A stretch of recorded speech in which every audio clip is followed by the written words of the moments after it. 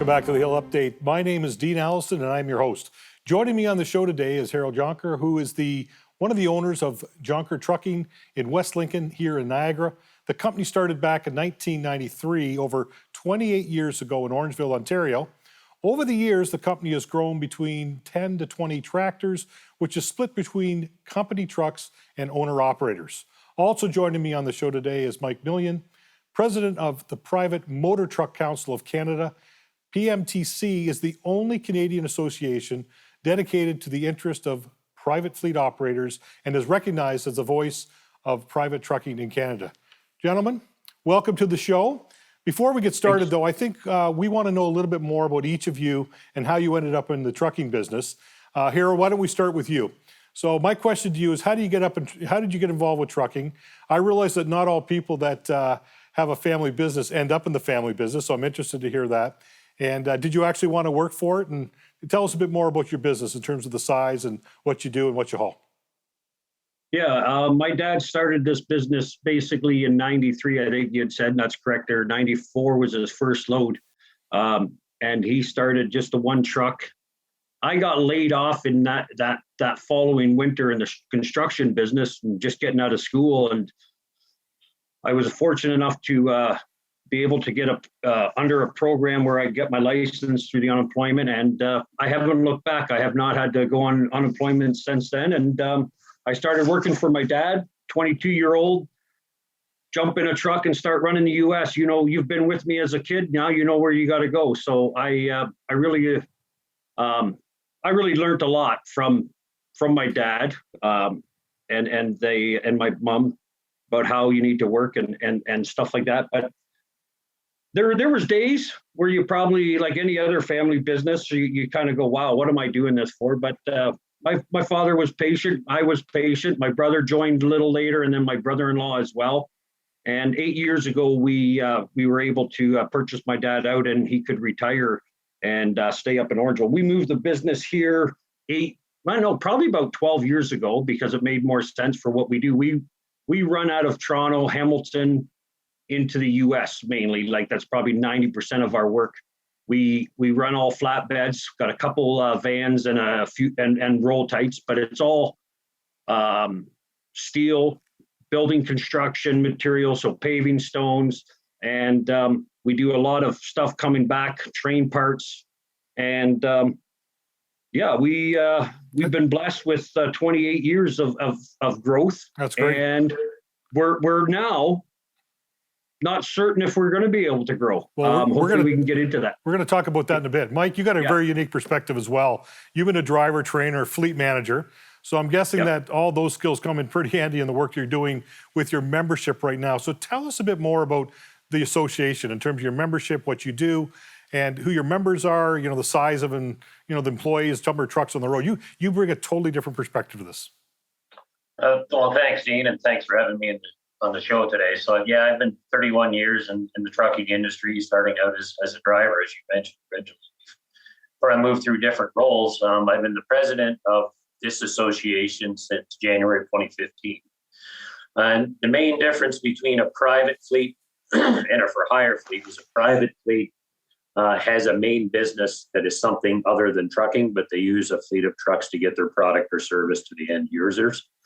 Our membership is about 90% private and dedicated. We do have some for hire carriers in our membership, though, but some for hire carriers, private carriers that your listeners would be aware of would be a Home Hardware, Tim Hortons, Coca-Cola, Molson Coors, Loblaws, Walmart, Giant Tiger, Superior Propane. So that's just an example of a few of our members who obviously you know them for something else, but they have a very large fleet of truck that they use to kind of control the process of getting their product to their end user.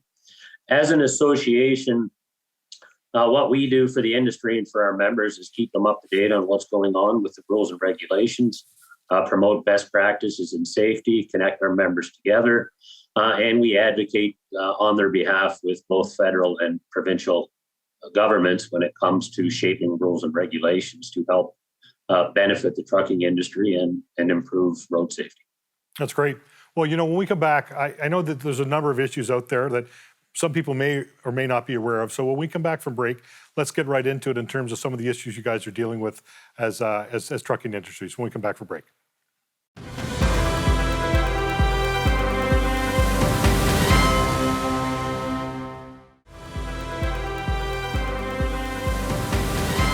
Welcome back to the Hill Update. Joining me on the show today is Harold Jonker, owner of Jonker Trucking here in Niagara, and Mike Millian, president of the Private Motor Truck Council of Canada. The past 18 months have been difficult on everyone, and I'm guessing your industry has not been exempt from this pandemic pain.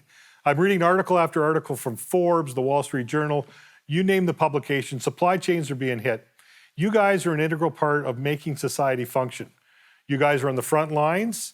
And, you know, we can talk about trains and we can talk about ports, but everything we need and use as Canadians relies on trucks to get those products to the last mile, to stores and warehouses. Pretty much everything in your house or apartment would probably have come to us on a truck. So, Mike, let's start with you. You represent an organization that manages and deals with organizations that run their own fleets. What are your top issues that you're dealing with as your organization as it relates to your membership right now? Well, I think the top issue we're all dealing with now is a people person shortage. Driving industry, the truck driver themselves, we have a shortage, but we also have mechanics, other supply chain professionals. Like the supply chain is suffering a shortage right across North America, really in the world for that matter. But in Canada, we are short. We had 18,000 vacancies as of the end of June. So getting those trucks filled so we can get the products to the end user is a challenge. And in addition to trying to get the trucks filled, it's difficult to get our hands on trucks because of chip shortages, other issues with component shortages. You order a truck now, you're looking at about 18 months until that truck gets delivered to you. So that is adding another issue on top of that. And the biggest concern my members are speaking out to me about right now is the upcoming vaccine mandate at the U.S. border in January. We're already suffering a shortage. And if the U.S. sticks with that vaccine mandate, at the snap of our fingers, we're going to eliminate at minimum 15 to 20% of our cross-border workforce, which as an industry and to be blunt, as an economy, we can't afford right now. Harold, you know, what are some of your top issues as well? We're going to talk about those two things in the upcoming segments, but you know, are you seeing the same issues that Mike is dealing with as well? Oh yeah, it's exactly the same issues, and it's not even just the fact that you have a driver shortage, but it's getting good quality drivers in your trucks. That's been a big challenge, I think, for the last 10 years. And what we're seeing is we have 20 trucks, and if you look at the average age, I'm a young guy in the industry, and I'm almost 50, and I'm young, and that's a concern, right? So it's going to get amplified, and if this goes through in January, it's going to get amplified right then and there, and then carrying forward. Like there's going to be guys that are going to just walk away going, you know what? I'm 73. I've enjoyed it for the last 50 years driving trucks, but I'm out of here because I've been doing this because I love it.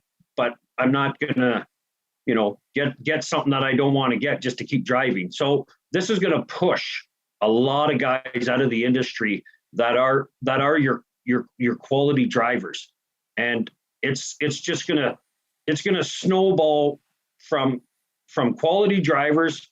You look at the 401 corridor, how busy that is, and you take out all these good drivers, and then everybody else that's going to be driving is going to be go because we got to make up for it. So there's a lot of things that are going to be affected by this. So it's a lot of concerns, but it's the driver shortage and the equipment. But we're doing actually a little bit different. We're cutting back on equipment right now because there's a demand for equipment, and we're going to have trucks empty. So it's been a weird year and a half, and it just got weirder. I've got less than a minute left. Maybe just talk very quickly what this has done to prices then, in terms of freight pricing to have things moved around the country. Yeah, like right now you're looking at what we try to do is keep our trucks grossing, on a round trip. You want to hit about 3,000 or 4,000, but when you take take the numbers that are going across the border per day. You got 30,000 trucks that cross the border into the US and back into Canada per day. Now you look at the numbers of people that aren't going to be working, and you're going to run into trouble. You're going to lose about 60,000 of those trucks a day. And that's going to just drive the market way up. And I've talked to the president of the Ontario Trucking Association, and that's what he said. You know what? You might have some trucks parked, but you're going to make up for it because you're going to make more money, right? But we don't know that because there's just a big unknown. All right. Well, So when we come back for break, Mike, I do want to get your thoughts as well, because you're dealing with fleets and it may be just a little bit different when we come back for break. Yeah.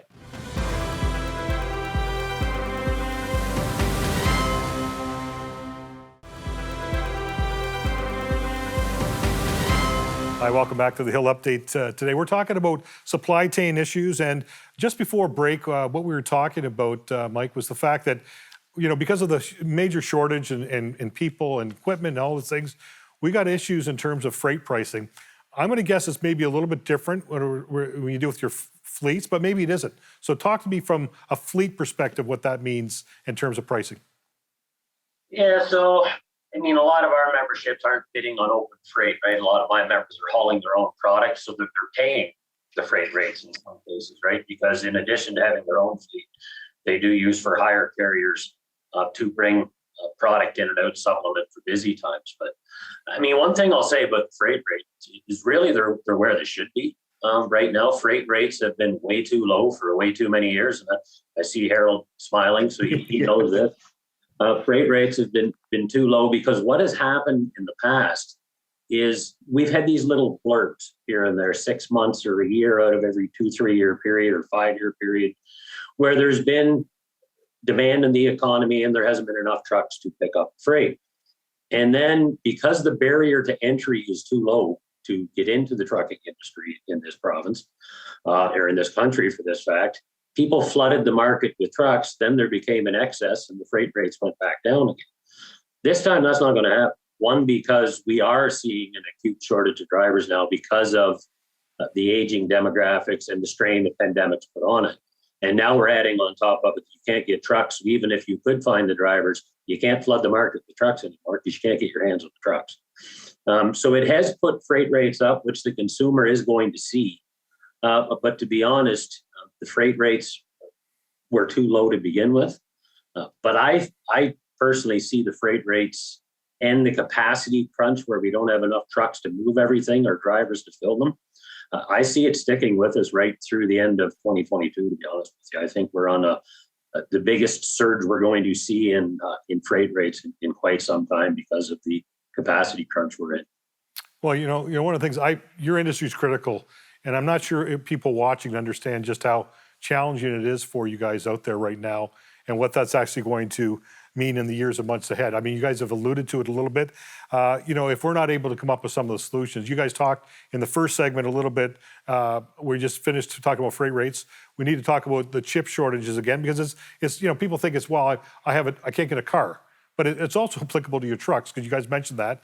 And then I also want to talk about the issue of the shortage. I've heard 80,000. We just mentioned almost 20,000 drivers in Canada. That's 100,000 drivers in North America. Let's just finish off this segment. We've got about 2 minutes left, just talking about the chips and the people piece there for a second. Harold. Yeah, sorry. Yeah, basically, when you're looking at getting trucks rolling, right, you want to keep them rolling. So the last thing you want to do is have a truck sitting in the yard waiting for parts. And we've been fortunate so far, but I know of one guy was 3 months waiting for a part for his truck. And I got trucks that are going down the road right now, broke down in Ohio last week. There's a national back order on this part. Fortunately, they were able to calibrate the truck to still keep running. So the trucks, you know, so even the engine manufacturers are starting to spend money on, we got to reprogram things because we don't got parts for that to fix it right now. And when they say national back order, that's not a couple, you know, where somebody goes, okay, I can get it at Kingston or I can get it out of New York City. No, this is across the US. And that's a Cummins engine. And like Mike knows, those are one of your most common engines out there. And when you hear that from them, you can't help but go, oh boy, this is going to get interesting. And it's not going to get better. It's going to get worse. Yeah, Mike. And it's going to be another big issue. Tires. Okay. Winter tires are going to be fun to get, people. Mike, I got less than a minute left in this segment. Any other? I mean, we talked about chips, but I never even thought about parts and tires and things like that as well. So, Well, and you know, part of this is an issue of trying to get the parts over here, but it's not just driver issue that we're dealing with on this. The drivers are, as you said, the last mile and first mile, but we've got a shortage of port workers trying to get the stuff unloaded out of the port. We've talked about the U.S. put a policy in place where the ports are open 24 hours a day now. However, we have trucking companies that are going into these ports and sitting there 7, 8, 9 hours and leaving without a container because the port can't find the container or they can't get a worker to get it on the truck. So it's the trucking industry is a portion of it, but the whole supply chain is to be honest, is in a lot of chaos right now. okay. Well, listen, when we come back from break, we're going to talk about what you guys addressed at the first part of the show, which was vaccine passports and getting it across borders. So when we come back, let's spend the final segment on vaccine passports.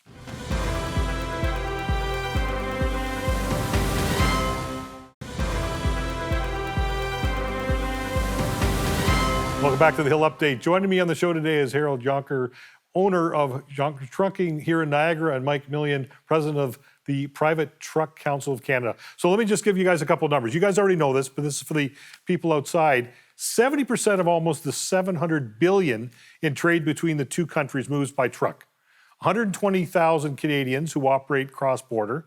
There's 40,000 U.S. licensed drivers moving the north-south. Trucking companies on average have approximately maybe 80% of their drivers are double vaxxed. 20% of Canadians are unvaxxed. 20 to 24,000 Canadian truck drivers crossing the border could be affected. So if we got 40% of U.S. truck drivers, or 16,000, would possibly exit the Canadian-U.S. trade system. So I know there's several organizations calling for a plan to get the vaccine mandate in place to take more time other than the January 22, because that's not really reasonable. So what happens if we can't adjust it? It sounds like we're going to have way more chaos if we're cutting out 20, 30, 40,000 drivers out of the system. Yeah, well, Go I ahead, mean, Mike.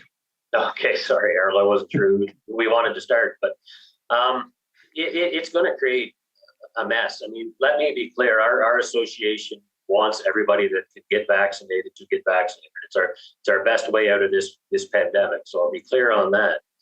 But putting these vaccine mandates in place when we're already struggling for workers, when you have a workforce, for the most part, that is isolated by the very nature of their job.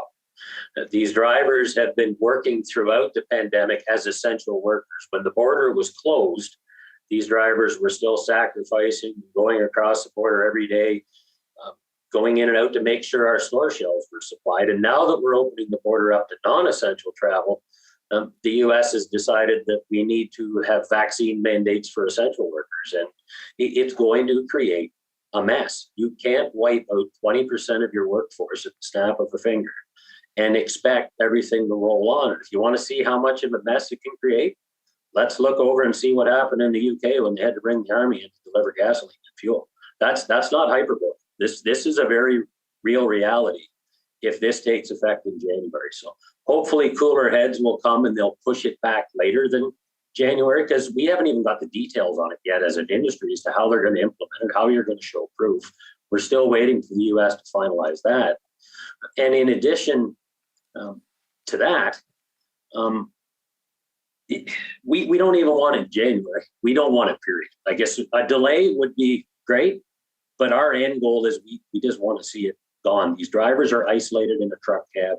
They hardly have any contact with shippers anymore. We want, like I said, we want as many vaccinated as possible, but our supply chain can't afford to eliminate this many workers. And we're assuming it's 15 to 20% because that's what the general population vaccination rate is. We don't know for sure. It could be higher. We could be eliminating a higher percentage of workers than that. Harold, you talked before, we're talking about 40,000 drivers. This has got to be hundreds of thousands of potential trips. So we're talking not just drivers, we're talking about the frequency, because, short haul could have, people going across the border 2 or 3 times a day. Yeah. Yeah, like I'll just throw numbers at you. Like I was saying, 30,000 trucks per day cross the US and Canadian border. You times that by, so you take 20% of that, like, because you're right, you were saying 20%, and that's what we're seeing in our industry.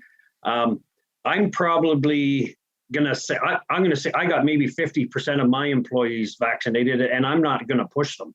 And you talk to anybody else, there's some guys are saying 25%, there's 15%. So that 20% is an accurate number. So you have 30 trucks a day crossing the border. That's 6,000 trucks per day. Times that by 7, that's 42,000 trips that they're going to lose. You times that by, let's say, average of 46,000 pounds. I don't have my calculator ready, but you do the math, folks. Like you're going to miss out on a lot of toilet paper, food, clothing, gifts. Like it's just mind-boggling. Just another thing too is you talk about these boats. If you look at the, they're saying there's 50 some boats out in LA waiting to come into the ports there. Well, you times that by how many containers they haul. That's almost 1 million containers. That means there's 1 million trucks that they're going to need to get them to those stores yet. Harold, It's mind-boggling. I got to cut you off. It's just, Gentlemen, we're out of time. Thank you very much for joining me. We're going to need to do this again. Okay. Thanks for coming. yes. Thanks for having us. Thank you.